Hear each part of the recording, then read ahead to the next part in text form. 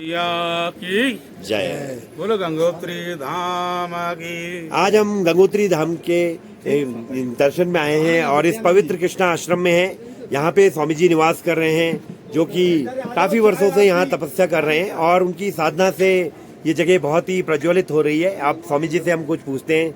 स्वामी जी, कुछ आप भक्तगणों को कुछ संदेश बताइए, कैसे आजकल वो अपने मतलब पूजा पाठ करें, कैसे वो धर्म पे रहें, किस तरह मतलब अपना नियमों का पालन करें। एक आम आदमी जो गृहस्थ है, अपनी उसकी कई चिंताएं हैं, तो वो कैसे अपनी साधना करे। हर किसी के लिए ये संभव नहीं है कि आपकी तरह इतनी कठिन तपस्या कर सके। तो स्वामी जी कुछ बताइए। हरिओम। बोलो गंगा मैया की जय। आजकल इंसान अपने धर्म से भटकता जा रहा है और कई बार क्या होता है कि इंसान की चिंता बढ़ती जा रही है कि हम जो है भजन कैसे करें या मतलब किसी भी चीज़ में आदमी सोचता है कि भैया अगर ऐसा नहीं करेंगे तो भजन ऐसे होगा। देखो, सबसे बड़ी बात है, सबसे बड़ी अच्छी बात है कि आप जिस अवस्था में भी हो, जहाँ भी हो, आप भजन कर सकते हो, भगवान का सिमरन कर सकते हो। ये आवश्यकता नहीं है कि हम मंदिर में बैठेंगे तभी मेरा भजन होगा या हम इस स्थान पे बैठेंगे तभी मेरा भजन होगा, ऐसा का जरूरी नहीं है। आप कोई भी काम कर रहे हो, कहीं भी हो, जरूरी नहीं है अगर आपके हाथ में माला होगी तभी आप राम प्रभु का नाम लोगे। आप हम सबसे बड़ी मन का अर्थात है मन का मोती, जो हमारा हृदय है, हमारा मन है, वही सबसे सुंदर माला है। आप उसका जो है मन के भाव से मुख से जो मर्जी काम कर रहे हो करते रहो, लेकिन मन के अंदर प्रभु का नाम लो। चाहे देवी का हो, शिव का हो, राम का हो, जिसको भी आप पूज रहे हो, जिनको भी आप अपना आराध्य मानते हो, उनका नाम आप मन के अंदर ले रहे हो। पर स्वामी जी, उसके लिए तो कहते हैं कि गुरु होने चाहिए। क्या मतलब जिनके गुरु नहीं है वो भी ऐसे नाम ले सकते हैं? देखो, जीवन में जो है गुरु होना बहुत आवश्यक है। यदि आप अपना भला करना चाहते हो, अपना उद्धार करना चाहते हो, अपनी गति को प्राप्त करना चाहते हो, तो गुरु होना बहुत जरूरी है, क्योंकि बिना गुरु के ज्ञान होता ही नहीं है। ऐसे इंसान जो है मार्ग भटकता है। कभी सोचता है मैं राम का नाम ले लूं, फिर कहता है नहीं मैं माता का नाम ले लूं, फिर सोचता है मैं शिव का। ऐसे में क्या है, वो एक नाव में सवार हो ही नहीं पाता है। कहीं कोई कुछ बताता है, अरे मुझे तो यहाँ से फायदा हुआ है, यहाँ भगवान का नाम लेने से, तो हम जो है राम का नाम ले रहे हैं, चलो ठीक है। दूसरा आ गया, उसने कह दिया अरे नहीं भाई नहीं, मैंने देवी का साधना किया, उससे मैं सफल हो गया। ऐसे ही करके डामाडोल हो जाता है इंसान, कोई कहीं का, कोई कहीं का, कोई कहीं का नाम लेगा। इसलिए जब गुरु होगा तो आपको स्पष्ट रूप से आपको मार्गदर्शन करेगा आपका, और आपको स्पष्ट रूप से आपको बताएगा कि किस प्रकार आपको कौन से मंत्र का जाप करना चाहिए, कौन सा मार्ग है जो आपको आप पे ईश्वर तक लेके जा सकता है। वो केवल गुरु ही कर सकता है। बिना गुरु के तो आप ये हो जाता है सिर्फ भटकना। ठीक है, जब तक गुरु नहीं है तो आप जो है प्रभु का जिस रूप में भी आप प्रभु को पूज रहे हो, उनको आप मन की माला से नाम जपते रहो। और जब आपको योग्य कोई गुरु देखे, तो जो भी आपको देखे योग्य गुरु, उनको आप गुरु धारण करो, तो आपका भला हो। और ये है हमारी गंगा मैया। यहाँ पे भी एक बार दर्शनों के लिए अगर आ सको तो अवश्य आओ। ये स्वर्ग जाने की पहली सीढ़ी है। यहाँ का भजन जी, मतलब हिमालय में गंगोत्री में जो भजन होता है जी स्वामी जी, उसका महत्व के बारे में बताइए जो आप बता रहे थे। ये गंगोत्री मैया, यहाँ भोले माता गौरी ने स्वयं तपस्या की है जी। यहाँ श्री भागीरथ जी जो गंगा जी को धरती पर लेकर आए हैं, उन्होंने 5500 वर्ष तक यहाँ तपस्या की है। ये पर्वतराज हिमालय हैं जो माता पार्वती के पिता हैं। तपोभूमि, महान तपोभूमि अगर मानी जाए तो हिमालय ही है। इससे ज्यादा सुंदर, इससे पवित्र और कोई जगह है ही नहीं जहाँ कोई अपना भजन सफल कर सके। इसलिए बोलो गंगा मैया की जय, बोलो गंगोत्री धाम की जय। ओम नमः पार्वती पतये हर हर हर महादेव।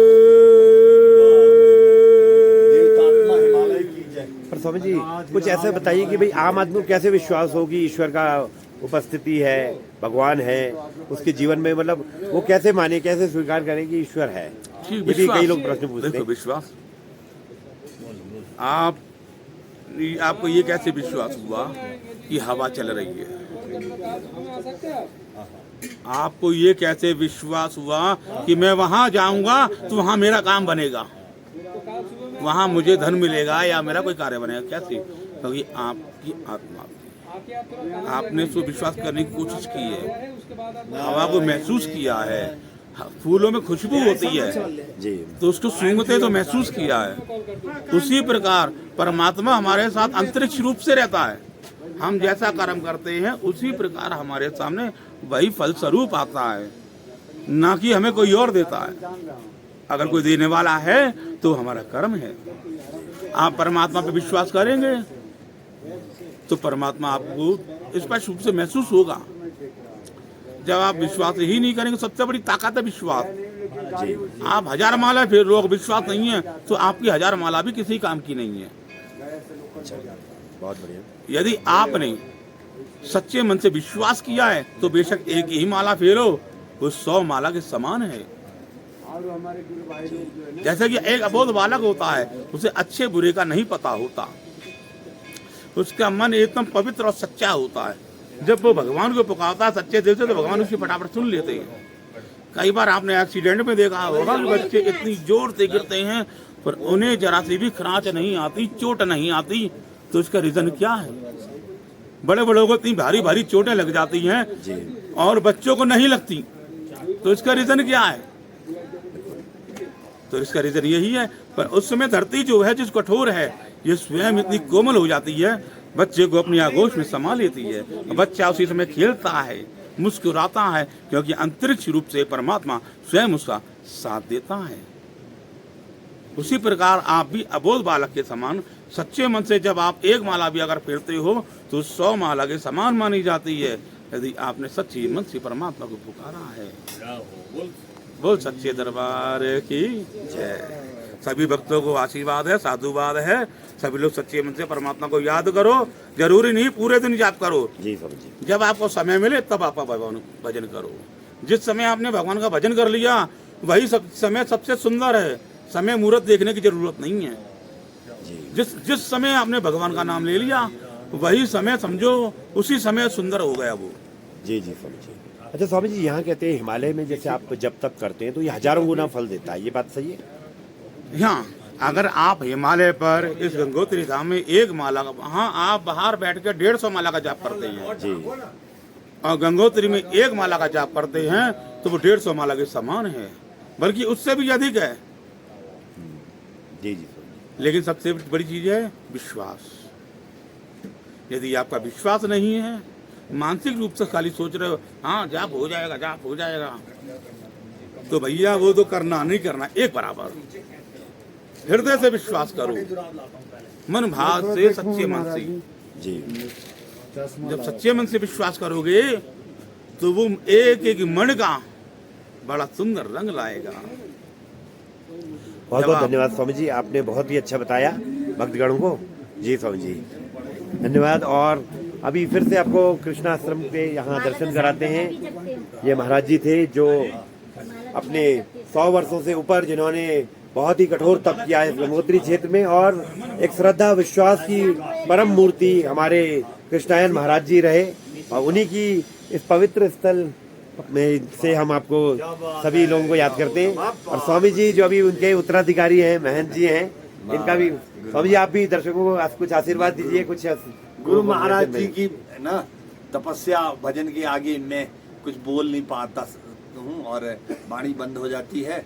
बस यही है कि देवतात्मा हिमालय की गोद में भागीरथी के तट पर जो कुछ भी होगा अच्छा ही होगा। मनोवांछित फल देने वाली गंगा मैया सब पर कृपा बनाए रखे और हमें संतों का आशीर्वाद मिलता रहे। आप सब यहाँ सेवा करते रहें। जोशी परिवार की जय।